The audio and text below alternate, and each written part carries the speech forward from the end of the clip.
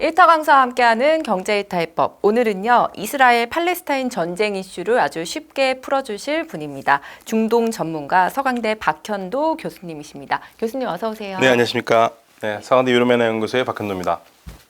일단 첫 번째 질문 한번 드려볼게요. 오늘 좀 기사를 보다 보니까 이스라엘이 하마스 본진에 침투했다 이런 기사들이 나오더라고요. 현재 그 중동 이스라엘 팔레스타인 전쟁이 어떤 주체가 좀 싸우는지 상황이 조금 어떤지 그 맥락을 조금 짚어주세요. 네, 10월 7일 하마스가 전격적으로 이스라엘 영토를 침범을 해서 공격을 시작했고요. 그러면서 이제 그 가자 쪽으로 다시 그 인질을 데리고 들어갔습니다. 그러면서 이스라엘이 하마스에 대한 반격을 시작한 지가 벌써 한 달이 넘어가죠. 총 3차에 걸쳐서 작전을 하고 있는데요. 1차에서는 어마무시한 폭격으로 하마스의 기본 하부 구조들을 다 장악한 다음에요. 파괴하고, 그리고 이제 그 2차 단계에서는 지상전이죠. 직접적으로 가자에 들어가서 숨어있는 하마스를 소탕하는 그러한 작전을 하고 있는 상황이고요. 이게 이제 끝나면은 3차로서는 완전히 이쪽을 평정하면서 새로운 정권을 세우겠다라는 게 이스라엘의 목적입니다. 그냥 현재는 2단계에 와 있는 거죠. 네. 이번 전쟁을 하마스가 좀 꽤 오래 준비해서 전쟁이 좀 더 길어질 수도 있다 이런 이야기도 있더라고요. 이번에 이스라엘을 공격했던 그 하마스 도대체 좀 어떤 조직인지 설명 좀 해주세요. 하마스라는 말은 아랍어로 그 뜻을 풀어보면은 이슬람 저항 운동이라는 아랍어의 앞자만 따서 하마스라고 그러거든요. 꽤 깁니다만은 이들은 1987년에 결성이 돼요. 87년 12월에 가자 지구에서 이스라엘에 그 반대하는 움직임이 있어가지고 민중 항쟁이 일어나거든요. 그때 이제 가자 지구에서 만들어진 조직인데 원래는 그 뿌리는 1928년 이집트의 무슬림 형제단에 두고 있습니다. 무슬림 형제단에서 팔레스타인 지부였죠. 이들은 팔레스타인 독립운동을 하긴 하는데 독립운동에서 만드는 결과물이 이스라엘과 공존하는 팔레스타인 그게 아니라 이스라엘을 완전히 제거를 하고 지금 이스라엘 쫓아내고 그 위에다 팔레스타인은 국가를 만드는 거예요. 그리고 그 국가는 이슬람 국가여야 됩니다. 그래서 하마스는 보통의 다른 조직과는 달리 굉장히 종교적인 조직이죠.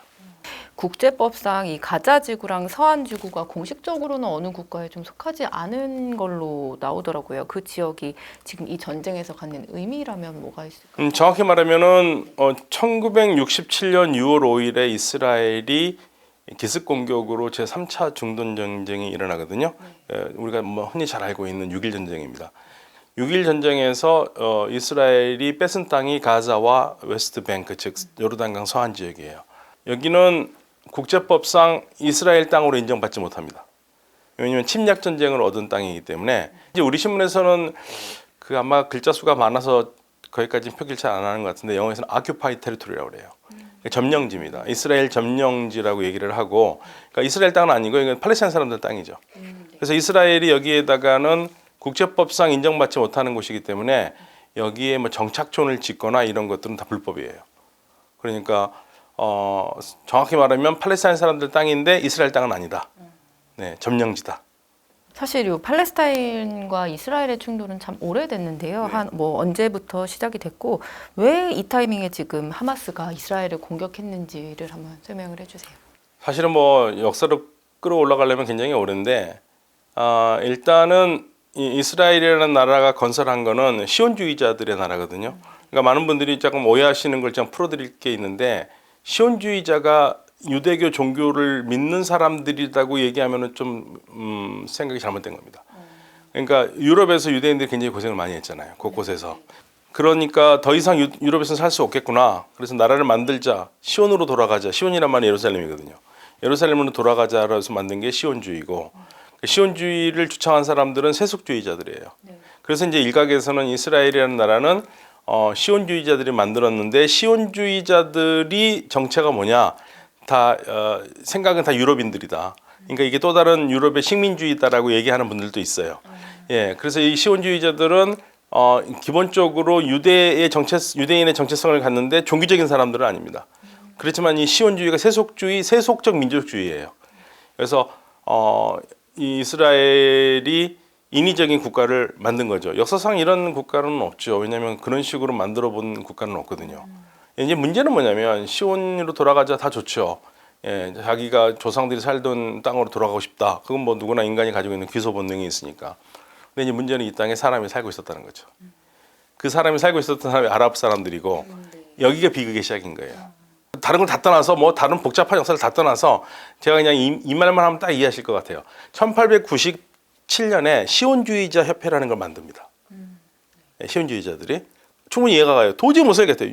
그러니까 문제는 유럽 사람들이 너무 괴롭혔어요. 유대인들을. 그렇게 괴롭히지 말았어야죠. 괴롭히니까 도저히 못 살겠으니까 우리 시온으로 돌아가자. 시온주의자 협회를 만들고 시온으로 돌아가자는 움직임이 있었고 그때 오스트리아에 있던 유대인들이 뭐 3명 정도가 팔레스타인을 가서 본 거예요. 팔레스타인이 시온이니까. 그래서 남긴 말인데 근데 이 말이 진짜 이 사람들이 한 말이냐 아니냐 가지고는 뭐 2000년 들어와 가지고 어떤 이스라엘 학자가 이런 말 한 적 없다 그러는데 그분의 역사적 사실이 맞는지 모르겠지만 아무튼 그동안 거의 100년 동안 그 말을 써왔어요. 뭐냐면 신부는 아름다우나 이미 다른 남자와 결혼했다. 그러니까 팔레스타인이 아름답다. 우리가 가고 싶은 네. 땅은 아름다운데 이미 다른 이미 남자와 다른, 결혼했다. 네. 다른 사람이 차지하고 살고 있다라는 있다. 겁니다. 네네. 네. 그 1970년에 이스라엘 골다 메이르 총리가 있습니다. 역대 유일한 여성 총리인데 이분이 뭐라고 그러냐면 신랑이 약해서 네. 신부를 뺏어온 사실에 하나님께 늘 감사한다. 예, 이게 팔레스타인 문제의 본질이에요. 그러니까 시온으로 돌아가는 거 오케이.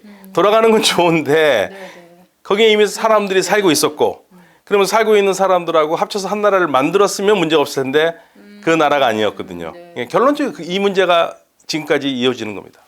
그래서 이스라엘은 국가를 건설했지만 거기 살고 있던 아랍 사람들은 국가를 건설하지 못했고 그러면서 이렇게 꼬여서 지금까지 온 겁니다. 그럼 하마스가 지금 공격해서 뭐 얻는 건? 그러니까 하마스라는 조직을 우리가 좀 생각을 해봐야 되는데요. 하마스가 생긴 건 1987년이라고 말씀드렸잖아요. 1987년에 인티파다라고 해서 팔레스타인 사람들이 사는 지역에서 민중 항쟁이 일어납니다. 민중 항쟁이 일어나고 결국에는 그 항쟁의 결과물이 1993년 오슬로 협정이에요. 오슬로 협정은 이스라엘에서 오케이 더 이상 이렇게 살지 말고 언제까지 우리가 이렇게 서로 죽고 죽이면 살겠냐. 그래서 국가를 세우겠다. 그래서 팔레스타인 국가를 만들기로 했습니다. 자치정부를. 그런데 결국엔 자치정부를 만들지를 못했고 이제 이스라엘이 그 자치정부를 만들어주기로 했던 총리가 암살을 당하는 바람에 그러면서 뭐 그 분위기가 완전히 이상의 반대로 가버렸어요. 그러나 아무튼 오슬로 협정에서 자치정부를 세우기로 했으니까 자치정부를 세웠고 세운 상태에서 두 번째 선거죠. 2006년에 자치선거를 하는데 여기에서 하마스가 처음으로 정당으로 진출합니다. 원래는 하마스라는 조직은 처음 만들었을 때는 무장 조직은 아니었고요. 무장 조직은 아니었고 사회 운동하던 조직이었다가 운동하는 조직에다가 무장 조직이 합쳐진 거예요.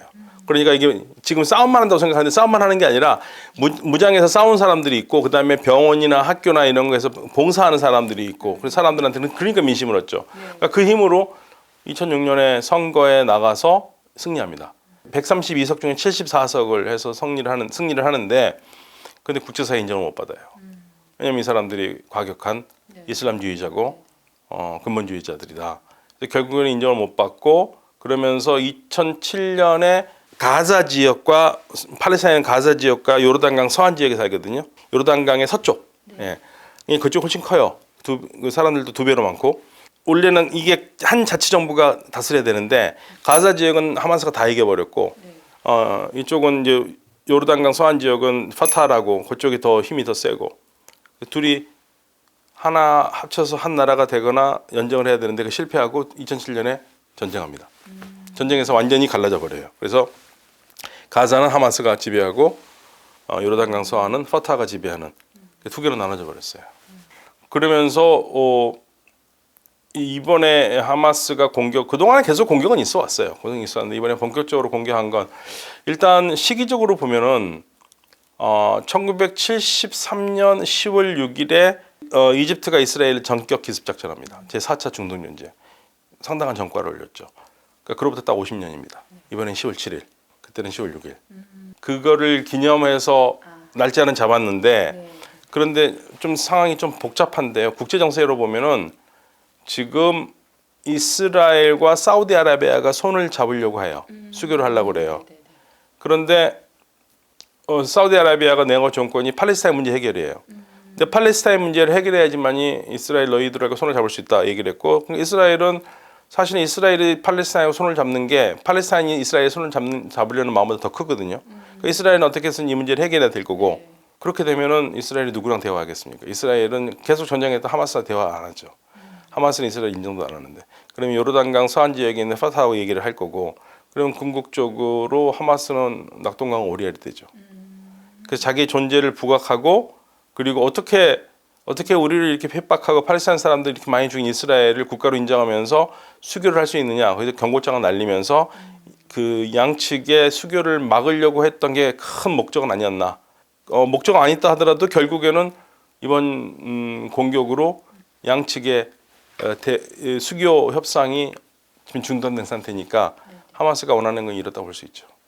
이스라엘은 하마스가 뭐 현재 가자지구 통제력을 상실하고 뭐 남쪽으로 도주했다 뭐 이렇게 전하는데 이 부분 교수님께서는 좀 어떻게 보시나요? 뭐 사실적으로 맞는 얘기죠. 남쪽으로 갈 수밖에 없고요. 북쪽은 뭐 이스라엘이 다 장악을 한 상태 같은데 그 장악하는 데의 결정적인 고리가 그 아시파 병원입니다. 아시파 병원이요. 왜 중요하냐면 이 병원이라는 것은 국제법상으로 보호를 받는 지역이잖아요. 그러니까 사람들이 그 주변에 사는 사람들이 뭐 물이나 음식을 얻어도 병원 쪽에서 살면 얻을 수가 있거든요. 근데 병원을 장악해 버리면 이 사람들이 이 주변에 있는 사람들이 떠날 수밖에 없어요.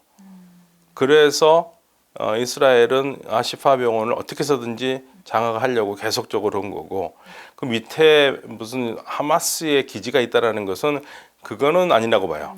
그게 왜냐면요. 그 병원 밑에 이미 이스라엘이 여기에서 철수한 게 2005년입니다. 이스라엘 군이 있었어요. 2005년에 있었을 때 그 시파 병원에 그 지하 쪽에 이스라엘의 사령부 같은 게 존재했었어요. 그러니까 아마도 그거를 하마스가 쓰고 있을 것을 얘기를 한 게 아닌가. 근데 하마스는 없었거든요. 예. 그래서 결국에는 궁극적으로 이 아시파 병원을 접수를 해야지만이 주변에 있는 사람들이 더 이상 주변에 살지 못하고 다 내려가고, 그래서 그러면 북쪽이 완전히 비게 되는 거죠. 그 이스라엘 작전이라고 봅니다. 이번에 총체적으로 뭐 이스라엘 정보력하고 군사력이 뭐 무너졌다 이런 얘기도 나오던데 그 부분에 대해서도 설명. 네, 그러니까 우리가 사실은 이스라엘을 세계 최강의 보안의 대가, 뭐 안보의 대가라고 했는데 이번에 완전히 무너졌죠. 근데 이스라엘이 이런 경우가 이때만 있었던 건 아니에요. 1973년 제가 전쟁을 말씀드렸는데 73년 전쟁을 할 때 전쟁 10일 전에 요르단 국왕이 직접 헬리콥터를 직접 몰고 가서 골다 메이르 총리에게 전쟁이 날지도 모른다고 첩보를 줬어요. 그런데도 이스라엘이 그거를 대비를 못했습니다. 그리고 오랜 스파이, 이집트에 심어놨던 스파이로부터도 그런 보고를 받았는데 안 했습니다. 그러니까 이스라엘이 이번만 실패한 건 아닙니다. 그러니까 그전에도 실패했고 이번에는 반복되는데 방심한 게 아닌가. 그리고 이번에도 이집트에서 일주일 전에 알려줬다고 그러거든요. 그런데 대비 안 했어요. 그런 거 보면은 아마도 너무 과신한 게 아닌가. 그러니까 정보 방심했고, 그리고 많은 부분에서 지금 정보 쪽에서 대면 접촉이라기보다는 전부 다 AI로 많이 하고 있거든요.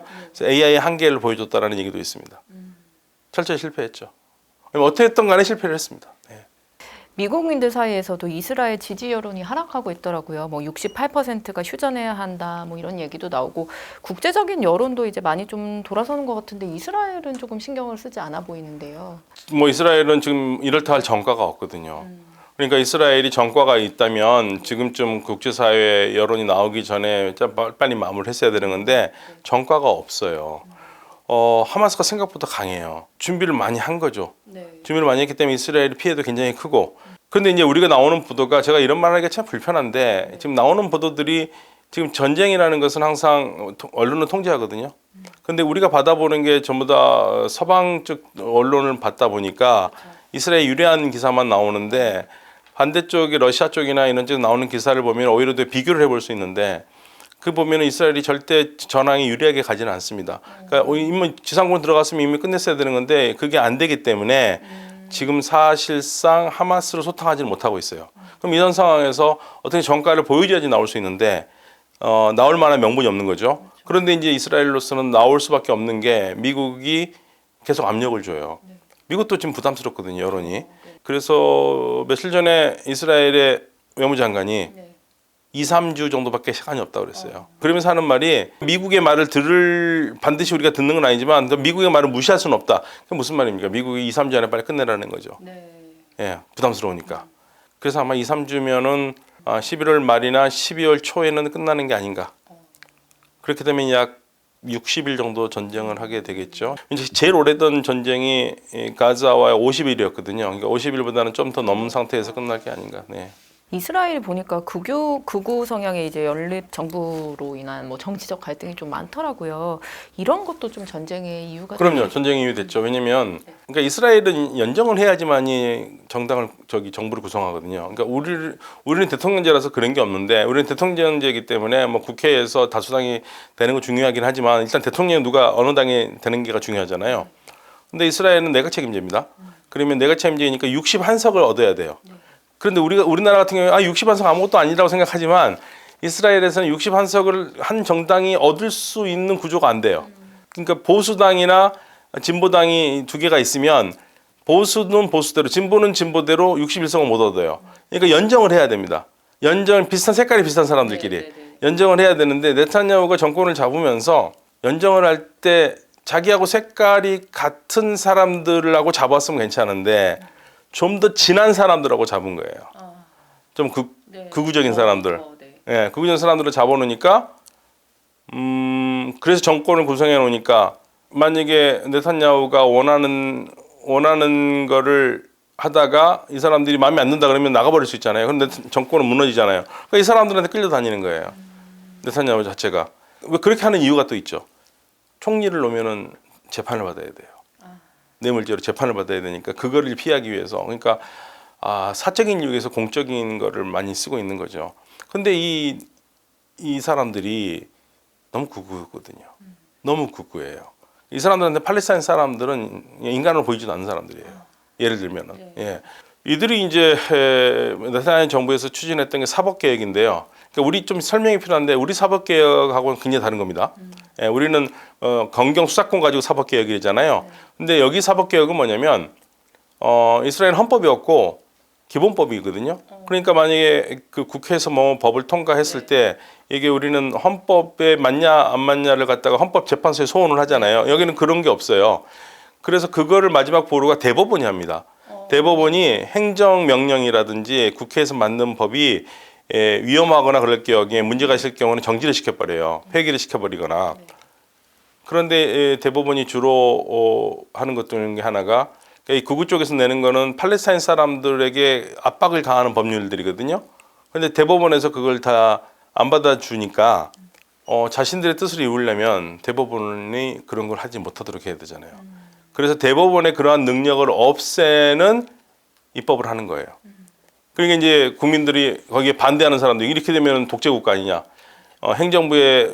정부의 그 독주를 누가 막느냐. 지금까지 그래도 양심 있는 사법부가 막았는데 그래서 거의 반대하는 사람들이 길거리에 나섰고 40주 이상을 이 사람들이 데모를 합니다.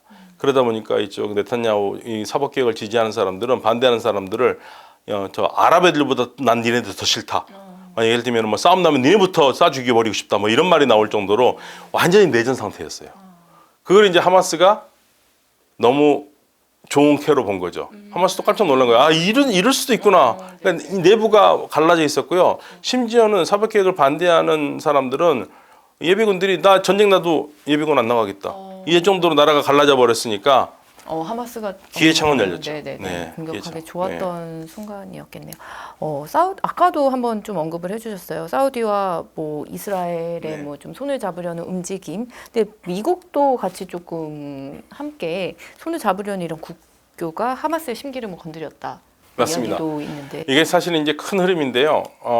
미국이 중국을 잡기 위해서 2012년부터 가동한 게 사실 정확하면 2011년 10월에 힐러리 클린턴 당시 미 국무장관이 피보트 에이시아를 처음으로 얘기를 하거든요. 그러면서 미국이 말이 피보트 에이시아하고 뭐 리밸런스지 궁극적으로 중국 봉쇄 정책이에요. 그 말만 안 쓴 것뿐이죠. 그렇게 쭉 왔는데 그렇게 나올 수 있었던 자신감도 뭐냐면 미국의 셰일 오일, 셰일 가스가 늘어나니까. 그래서 2011년에 미국이 세계 최대 가스 생산국이 됐고 2018년에 세계 최대 석유 생산국이 되지 않습니까? 그러니까 중동 석유 필요 없는 거죠. 필요 없으니까 중동에서 리밸런스를 해야 되겠죠. 균형을 빼야 되는데 근데 중동에서 균형하고 빼려고 나오려고 보니까 딱 한 나라가 걸려요. 이란이 걸리는 거예요. 이제 핵 개발한다는데 그래서 오바마 때는 이란에 손발을 묶어놓기 위해서 핵 협정을 한 겁니다. 20년 동안 우라늄 농축을 20% 이상 못하도록 묶어놓은 거고요. 그런데 그거를 아랍 국가들이 다 싫어했죠. 왜 이란한테 이게 좋은 혜택을 주느냐? 우리는 이란 싫은데 이란 분명히 핵 개발할 텐데. 그러면서 트럼프 대통령이 들어서면서 이게 전부 다 무효가 돼버려요. 특히 이 무효시키는데 결정적인 약한 사람이 네타냐후입니다. 네타냐후. 예. 그러면 이제 그 대안이 뭐냐 이거죠. 아니 그러니까 오바마 때는 묶어놨는데 그러면 묶어놓지 않을까? 묶어놓는 거 풀으려고 실패했잖아요. 이란은 그럼 가만히 있겠습니까? 이란 농축 막 60%, 80%까지 했거든요. 보여주는 세계는 놀라게 했잖아요. 그러니까 트럼프가 내놓은 정책은 아랍과 이스라엘 손을 잡게 해가지고 이란을 막게 하는 거죠. 예, 그러니까 아랍과 이스라엘 손을 잡으면 싫어하는 나라는 이란은 당연히 싫어하죠. 좋을 거 하나도 없습니다. 이란으로서는. 그리고 하마스도 아까 말씀드렸듯이 이스라엘과 사우디아라비아 손을 잡으려면 이게 팔레스타인 해결돼야 돼요. 그러면 하마스는 낙동강 오리알 되는 거잖아요.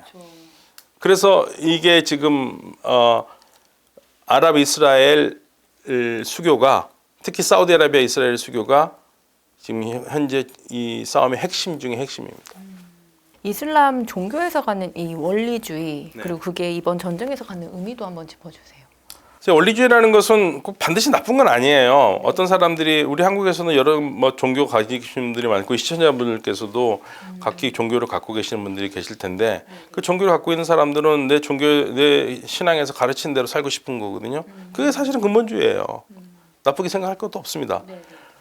그런데 이제 이슬람 근본주의가 이제 우리가 좀 색다르게 느껴지는 거는 이슬람 근본주의는 무슬림식으로 열심히 살자라는 건데, 그래 무슬림 열심히 살려고 그러면 이슬람은 법의 중심의 종교거든요. 유대교도 그렇고. 그러니까 법하면 한국 사람들은 법하면 안 지키면 경찰이 잡아가고 벌금 내고 그러한 수준의 법이 아니라 더 넓은 거예요. 자, 무엇을 먹어야 되느냐, 무엇을 먹지 말아야 되느냐, 어떤 옷을 입어야 되느냐 이런 것들 일상생활에서 우리가 일상생활에서 개인적으로 자유로 생각할 수 있는 것들이 법으로 돼 있기 때문에 네티켓이거든요. 그런데 그런 거를 그대로 지키고 살려면 한국 사회 같은 데서는 못 살잖아요. 그러니까 이슬람 국가를 만들겠다라는 거죠. 예, 이슬람 국가를 만들겠다. 그러니까 개인적으로 근본적으로 지키는 게 문제가 아니라 아예 이 공동체가 지킬 수 있도록 국가를 그런 체제로 만들겠다. 그게 이슬람주의가 꿈꾸는 이슬람 국가입니다. 그러니까 이슬람 법이 지배하는 사회. 예, 그게 근본주의, 이슬람 근본주의고요. 이 근본주의가 본격적으로 등장하기 시작한 것은 아까 말씀드린 1928년 무슬림 형제단이 순니파에서는 시작됐고, 근데 그때는 뭘로 지켰냐면은, 그러니까 이슬람이 지배하는 사회를 만들기 위해서 당시 영국의 지배를 물리치는 거. 그러니까 이게 무슬림 형제단이 만약에 그런 국가를 만들려면 제일 먼저 없애야 되는 거는 외세거든요. 그 외세를 쫓아내고, 그 다음에 외세에 빌붙어 있던 정권을 쫓아내는 거고, 나라를 바꾸는 거거든요. 그게 이제 이슬람 근본주의고, 이란이 그 혁명에 성공한 거죠. 1979년에 이란은 성공해서, 이란이라는 나라는 거의 국민 대다수가 무슬림인데, 그전에는 79년 전까지만 해도 세속 왕정일 때는 우리 앵커님처럼 이렇게 입고 다녔어요. 79년 혁명 난 다음부터는 이건 안 되는 거야. 그러니까 히잡 써야 되고. 예, 그게 이제 이슬람 근본주의라고 얘기를 하는 거죠. 그래서 서구에서 입장 특히 봤을 때는 근본주의라는 말이 나쁜 말은 아닌데, 그 신앙에 있지 않는 사람들의 입장에서는 이상하기 때문에 대단히 좀 비판적인 뉘앙스가 있죠. 예. 뭔가 시대에 떨어진다라는 느낌도 가지고 있죠. 그렇습니다. 근데 하마스가 그런 근본주의예요. 그러니까 하마스가 근본주의인데 지금 이제 하마스의 그런 부분이 잘 안 보이는 거는 하마스가 지금 쉽게 말하면 투쟁을 하고 있기 때문에 그 부분은 좀 가려져 있는데 하마스의 궁극적인 목적은 이슬람 국가, 팔레스타인 이슬람 국가를 만드는 게 그게 이들의 근본 목표입니다. 사우디가 이제 이스라엘하고 손을 잡는 이런 분위기가 아까 설명해 주시기로 이란도 당연히 신경 쓸 수밖에 네, 없다고 네. 하셨는데 그래서 이번 공습 배후에 뭐 이란이 있다 뭐 이런 이야기도 나오더라고요. 이건 좀 어떻게 생각하세요? 그러니까 처음에 나오자마자 제일 먼저 나왔던 게 이란이 배후다. 왜냐하면 이번 사건에서 누가 제일 이득을 보느냐? 이란이다. 예, 사우디아라비아하고 이스라엘이 멀어지게 되니까 미국이 이제 그런 얘기 제일 먼저 나왔었죠. 그러면서 미국이 하는 얘기가 심증까지만 물증이 없다고 그랬습니다. 이란도 야 우리가 하마스가 공격한 거 기뻐하고 성공한 거 기뻐하는데 우리는 이 작전과 아무 상관이 없다고 그랬어요. 헤즈볼라도 똑같은 말을 했고요. 그리고 이란이 하마스의 지도자인 이스마일 하니에한테 왜 우리한테 말도 안 하고 있는 공격을 했냐. 예, 그러면서 우리는 이런 상태에서 니를 도와줄 수 없다고 얘기를 했다는 말이 보도가 될 정도로요. 그러니까 이란이 이득은 보긴 했지만 이란이 뒷배경이 있는 것 같지는 않아요. 이건 하마스의 단독 작전일 가능성이 굉장히 크고 단독 작전이지만 여러 나라에게 좋게 되니까 이스라엘에게 좋은 영향을 미치니까 이제 그 미국에서는 물증은 없지만 심증적으로는 확실히 이란이 뒤에 있다 그렇게 얘기를 하는 거죠. 아까도 뭐 또 이 부분도 좀 언급을 해주셨어요. 이스라엘 뭐 이겨도 진 전쟁이다. 이유를 한 번 더 설명해 주시죠. 이겨도 진 전쟁이에요. 왜냐면은요 생각해 보세요. 그동안 이스라엘은 불패 신화를 가지고 있던 군대잖아요. 뭐 이스라엘 하면 다들 이스라엘 강군이 다 첫 번째 생각이 그잖아요. 우리 어렸을 때부터 그런 얘기는 하도 많이 들어가지고. 근데 이제 누가 이스라엘 강군이라고 생각하겠습니까? 우리들 문제가 아니라 주변에 있는 반 이스라엘 사람들한테는 이스라엘 참 하마스한테도 저렇게 판판이 깨지는데 니네들이 나한테 덤벼? 뭐 이런 생각 들잖아요. 그러니까 전쟁에서 가장 중요한 건 상대가 무서워서 도발을 하지 않는 건데 안 무서워요. 안 무서운 게 이게 이스라엘의 큰 문제고 두 번째로는 이제는 공격을 받은 다음에 아무리 애국심이 뛰어난 이스라엘 사람이라 할지라도 누가 가자 근처에 살겠습니까? 맞아요. 예, 그리고 여차하면은 이스라엘을 떠날 가능성이 굉장히 크죠. 특히 이중 국적자가 많으니까 이스라엘이라는 나라가 존속이 가능하겠느냐 이런 얘기까지 나올 정도로 이번 전쟁에서 이스라엘이 얻은 가장 큰 피해는 더 이상 무서운 나라라는 이미지가 사라져 버렸어요. 그게 아마 이스라엘이 가장 땅을 치고 후회할 그런 이미지 추락일 것 같아요. 미국에서 아까 뭐 2, 3주 정도의 이제 시간을 이야기했다라는 얘기도 해주셨고 인지 석방을 위해서 더 긴 교전 중지를 원한다 이런 브리핑도 했단 말이에요. 근데 교전 중지가 가능할까요? 어떻게 보세요? 그러니까 이스라엘 안 하려고 그럴 거예요. 이스라엘은 지금 국민 조건이 일단 뭐 휴전이고 뭐고 니네 인지를 다 풀어주면 그때 가서 휴전 생각하겠다는 거거든요.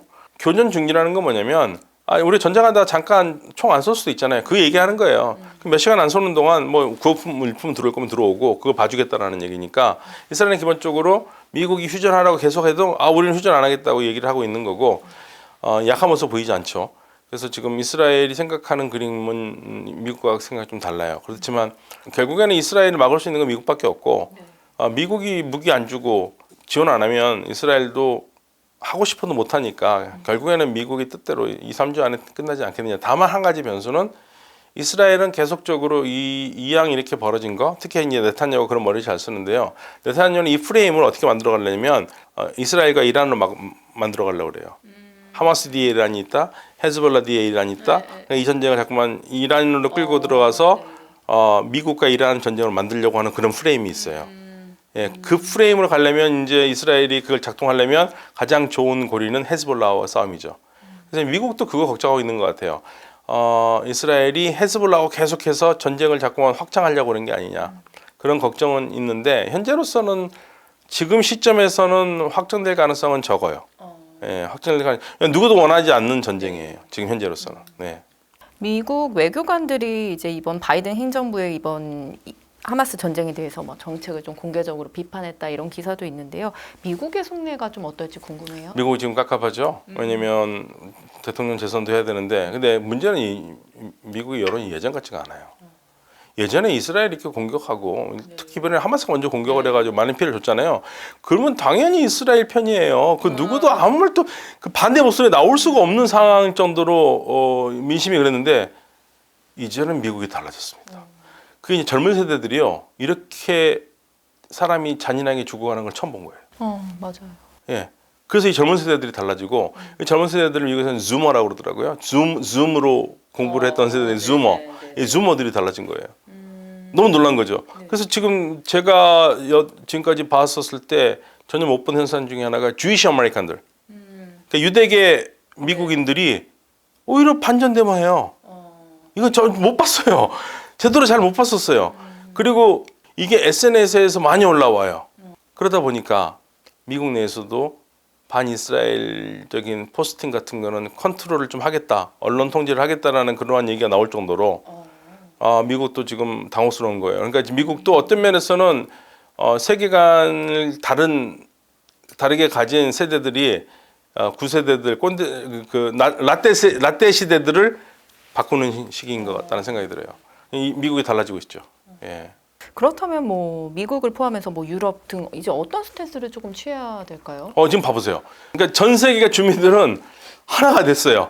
그러니까 하마스 나쁘진 않은 건 알겠는데 이건 너무하지 않느냐. 맞아요. 그렇죠. 이게 기본적으로 깔려 있는 감정들이에요. 근데 이제 정부가 곤혹스러운 거죠. 그러니까 정부에서도 독일의 올라프 슐츠 총리가 뭐라고 그러냐면 이스라엘 자위권이다, 방어권이다. 그렇다 지금 문매를 맞고 있잖아요. 그런데 정부 입장에서는 또 그렇게 얘기하지 않을 수가 없는 거고. 그래서 지금 정부와 그 각 국민들 간의 괴리가 있고 영국도 그렇고요. 그래서 지금 이게 어쩌면은 세계 여론이 처음으로 뭔가 사건을 바꾸는 계기가 되지 않을까. 저는 그게 무엇보다도 이번에 SNS가 많이 작동하는 것 같아요. 저도 사실 SNS 많이 보거든요.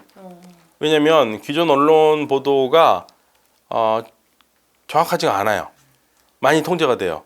그래서 SNS 현장에 있는 사람들이 올리는 거라든지 그런 거를 이렇게 퍼즐을 맞춰보면은 좀 더 큰 그림이 나오는데, 지금까지 우리는 대형 언론사에서 서방에서 주는 거를 그대로 우리가 다시 재생산하잖아요. 근데 거기에서 보이지 못하는 것들을 볼 수 있고 다른 게 있으니까 비교가 되는 거죠. 왜냐하면 어차피 지금 전쟁할 때는 모든 게 하마스도 정보를 통제하고 이스라엘도 정보를 통제하는데, 통제되지 않는, 그리고 통제를 하기 전에 정보들을 SNS에서 볼 수 있으니까 이게 여론을 바꿔놓는 거죠. 사실 이런 중동 이슈가 생기면요, 우리나라는 사실 이 육과와 관련해서 고민이 깊어질 수밖에 없거든요. 우리나라는 지금 이 전쟁을 조금 어떻게 봐야 하고 또 이 상황에 대해서 교수님 좀 어떻게 생각하시는지. 유가는 현재로서는 괜찮을 것 같다는 생각은 들어요. 가장 최악의 시나리오는 이란이 자극을 받아서 전쟁에 들어오는 건데 그럴 리는 없을 거라고 보고요. 만약에 그렇게 될 경우에는 이란이 궁지에 몰리면 글쎄요, 호르무즈 해협을 봉쇄관이 아니더라도 거기를 지나다니는 걸 좀 빡빡하게 만들 거예요. 검문 검색을 심하게 한다든지. 그러면 이제 아무래도 통행이 불편하니까 유가가 오를 가능성이 있죠. 근데 그럴 가능성까지는 지금 현재로서는 없는 것 같은데 아직까지는 괜찮은 것 같습니다. 그리고 이제 제가 생각하기에는 이란이 확전하지 않는 이유는, 확전하면 이란은 이스라엘의 작전에 말려드는 거예요. 네, 안 합니다. 그래서 안 합니다. 네. 이스라엘 그 네타냐후 총리가 하마스와 뭐 끝까지 가겠다 이런 엄포도 또 뒀더라고요. 어떻게 생각하실까요? 당연히 그거는 그렇게 말할 수밖에 없죠. 끝까지 가겠다 그러지. 그냥 이 정도에서 그만두겠다 하겠습니까? 그렇죠. 예, 근데 이렇게 얘기해놓고 어느 순간에서 미국과 조정을 해서 모멘텀을 찾으면 나오겠죠. 근데 그 모멘텀이 뭐냐 이거죠. 그러니까 전쟁이 끝날 때는 항상 내가 진 것 같은 분위기를 주면서 나오지는 않아요. 그러니까 우아하게 뭐 더 할 수 있었는데 이 정도에서 한다, 이 정도로 할 때 그게 뭐냐 이거죠. 저는 그게 이스라엘로서는 가장 큰 전과는 그 이번에 작전을 모의했던 사령부를 생포를 하거나 죽이거나, 그게 이제 이스라엘이 우아하게 나올 수 있는 제일 좋은 그림일 텐데 그게 쉽지는 않을 겁니다.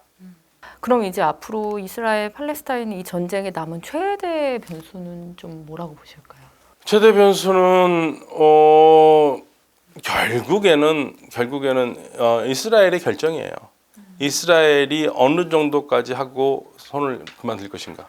그러니까 이스라엘이 어느 정도를 해서 본인들이 얻는 것을 이 정도면 됐다라고 하는 그 엔드 리설트가 뭐냐. 근데 현재로서는 지금 이스라엘이 뭘 원하는지 답이 잘 안 보여요. 물론 원하는 거는 하마스 소탕인데 하마스 소탕은 사실 실질적으로 불가능하고, 그러면 어느 선에서 만족할 만한 선을 그어놔야 되는데 거기까지 가는데 빨리 가지 않으면 이스라엘도 불편하거든요. 그리고 또 하나 변수는 헤즈볼라와의 전선이 확정이 될 거냐 안 될 거냐. 예, 이스라엘이 헤즈볼라하고 어느 정도 선에서만 끝낼 것이냐 아니면 더 갈 것이냐. 더 가서 만약에 계속 자극이 심해지면 이건 문제가 좀 복잡해지거든요. 그러니까 결국엔 모든 키는 이스라엘이 지고 있습니다. 이스라엘이 지고 있고 이스라엘이 스탑을 해야지만 끝나는 전쟁이에요. 그럼 뭐 결국 어떻게 뭐 마무리가 될까요? 뭐 결국 미국이 막을 수밖에 없겠죠. 미국이 개입. 예, 미국이 막을 수밖에 없겠고 미국이 개입할 수밖에 없어요. 미국은 블링컨이 얘기했어요. 전장 2개 가질 수 없다. 우크라이나 전쟁도 힘들어 죽겠는데 또 전장을 왜 늘리냐 이거죠. 미국은 나이메거든요. 사실 우크라이나 전쟁도 지금 미국이 굉장히 불리한 상태인데 요즘 나오는 얘기가 이거는 이제 불확실한 정보들인데 걱정하는 얘기들이 하냐면 미국의 항모가 떴잖아요. 그런데 러시아는 그 항모가 단순히 이스라엘 하마스 전쟁 때문에 뜬 건 아니라고 봐요. 이게 러시아를 때릴 거라고 봐요. 그래서 러시아도 흑해 미국에다 하이퍼소닉 미사일을 킨사리를 실어서 항공모함을 공격할 준비를 하고 있었거든요. 그게 이제 첫 번째 가장 큰 그림이고요. 그러니까 미국이 토마호크 미사일을 해서 시리아에 있는 러시아 기지를 때리거나 아니면 더 나아가서 러시아 영토까지 날아갈 수 있는 미사일을 날릴 것이다라는 게 이제 푸틴의 걱정이었기 때문에 푸틴이 배치를 한 건데 이게 사실 미국만 움직인 건 아니거든요. 프랑스군도 있고 독일군도 있습니다. 우크라이나 전쟁에서는 뭐 근처도 가지도 않았잖아요. 근데 왜 이렇게 움직이고 있냐 이거죠. 그래서 또 나오는 이제 하나의 썰 중의 썰은 뭐냐면 요즘 최근에 나온 썰 중의 썰은 혹시 미국이 전황을 얻기 위해서 우크라이나 전쟁을 얻기 위해서 뭐 크림반도 쪽으로 뭔가를 작전을 하지 않느냐. 그런데 그 이제 썰이라고 생각하는 것 중에 하나가 지금 이 상황에서 또 전쟁을 한다라는 거는 바보 같은 짓이기 때문에 결국에는 엄포만 놓고 끝나지 않을까. 만약에 진짜 근데 그 썰이 진짜 맞아서 그렇게 된다면은 세계 경제는 엉망이 되겠죠. 근데 그럴 것 같지는 않아요. 근데 하도들 불확실한 시대들이 많으니까 그리고 군사 움직임이 너무 크니까 다들 그런 막 여러 가지 설들을 제시를 하는 거죠. 그리고 또 그게 그럴싸해요. 그럴싸하니까 또 믿게 되는 거고 좀 그런 상황들입니다. 네. 교수님 한 가지만 더 여쭤보고 네네. 싶은 게 이게 조금 이제 전쟁이 한두 번 일어났던 전쟁이 아니고 늘 있었던 이슈잖아요. 네네.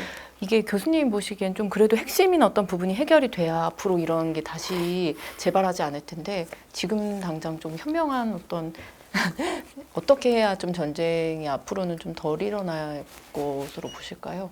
가장 좋은 거는요. 미국에서는 오바마 대통령 때 이걸 얘기를 했었고 지금 하마스 전쟁이 난 다음에 지금 국제사회가 얘기하고 있는 거는 해법이 같습니다. 1965년 6월 4일 국경으로 돌아가자. 이스라엘이 공격하기 전날 그 전날에 국경으로 돌아가면 그러면 웨스트뱅크 요르단강 서안과 가자는 팔레스타인 영토거든요. 예, 그거를 해서 국가를 만들자. 팔레스타인 국가를 만들어주자. 두 국가 체제로 가는 거죠. 이게 가장 좋은 건데 말들도 그렇게 다 얘기하고 이상적인데 추진력이 없어요. 현재로서는. 어떤 문제가 있냐면 가자하고 지금 웨스트뱅크라고 하나를 합쳐서 그 지금까지 안 되는데 하나로 되겠니? 참, 예. 복잡해요. 그러니까 이제 그러면 가자 빼고 일단 여기만이라도 하자. 웨스트뱅크만 하자. 그럼 웨스트뱅크가 또 뭐가 문제냐면요. 웨스트뱅크에 유대인 불법 격창촌이 있습니다. 그거 어떻게 할 건데? 그걸 다 빼야 된다는 조건인데 그 이스라엘이 빼겠냐 이거죠. 그렇죠. 그러니까 이게 국제사회가 진짜 강압적으로 나오면은 될 텐데 그게 안 되죠. 국제사회라는 거는 사실 별 의미가 없고요. 강대국이. 네. 예, 강대국이. 근데 그래서 한번 강대국이 미국과 특히 소련이 움직여가지고 이스라엘, 프랑스, 영국을 주저앉힌 전쟁이 있죠. 56년 전쟁. 56년 수에즈 운하를 둘러싼 전쟁인데 이집트가 당연히 전투에서 지죠. 왜냐하면 영국, 프랑스, 이스라엘이 들어와서 치는데 어떻게 이깁니까? 그런데 전쟁에서는 이겼어요. 왜냐하면 미국과 소련이 어마어마한 압력을 넣어서 이 사람들 다 이 국가들 다 철수하게 만들었거든요. 그러니까 그런 상태가 된다면은 가능한데 지금 미국이 그럴 힘이 있느냐? 그게 문제죠. 그러니까 지금 하마스가 왜 욕을 먹어야 되는데도 덜 욕을 먹냐면 특히 이제 아랍 민심이 그래 하마스 잘못한 거 알아. 근데 야, 너 너무하지 않냐? 그냥 몇십 년 동안 지금 75년째 지금 예, 75년째 이게 말이 되느냐 이거거든요. 그런데 만약 국가 세워지면 야 국가 세워지는데 뭔 짓을 하니 이렇게 될 텐데. 그러니까 이스라엘로서도 참 복잡한 문제. 복잡하죠.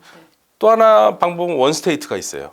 하나의 국가로 만들어 버리는 거. 이거는 이제 이스라엘의 굉장히 좌파 지식인 그 진보적인 언론이자 본인 말로는 자기하고 생각을 같이 하는 사람들이 별로 없는 이스라엘 내에서는 네, 이분이 하는 얘기는 그거예요. 원스테이트로 가서 지금 팔레스타인 사람들 전부 다 이스라엘 시민으로 만들어서 똑같이 시민권을 주자 이거야. 그런데 절대 그러지 못할 거라 이거예요. 예. 그렇게 되면 이스라엘의 민낯이 드러나서 국제사회 압력으로 동등한 국가가 돼서 민주주의로 갈 가능성이 있다. 그래서 원스테이트로 가자. 그래서 좀 해법은 많아요. 원스테이트 있고 투스테이트 있고 그다음에 이제 최악의 경우에는 그런 거죠. 지금 그런 가능성이 얘기 나오는데 웨스트뱅크와 가자에 있는 사람들을 전부 다 해외로 이민 보내는 거죠. 그러니까 이집트가 안 받아준다 그러니까 요르단도 안 받아줄 거고요. 그러면 미국, 캐나다 이쪽으로 다 받아주라. 그래서 완전히 이걸 비워버리자. 그러면 이제 거의 다 이스라엘 땅이 된다는 얘기죠. 근데 사람들이 고향을 그렇게 쉽게 떠날까요? 네, 어렵습니다. 네, 아니 뭐 저도 SNS를 통해서 좀 뭐 전쟁 뭐 상황에 대해서도 좀 보고 하는데 참 진짜 처참하더라고요, 이런 전쟁은. 처참하죠. 그러니까 전쟁이 나면은 제일 고통받는 사람들은 노약자들이에요. 네, 노약자들은 피할 길이 없습니다. 젊은 사람들이 전쟁에 나가서 싸우기라도 하죠. 근데 노약자들은 뭐 이웃지도 못하고 폭격해 죽고 다 죽지 않습니까? 그러니까 잔인하죠. 교수님 덕분에요. 어려운 좀 전쟁 이야기였는데 편하고 재미있게 들을 수 있었던 아닙니다. 것 같습니다. 네, 아닙니다. 오늘 말씀 감사합니다. 네, 감사합니다. 네.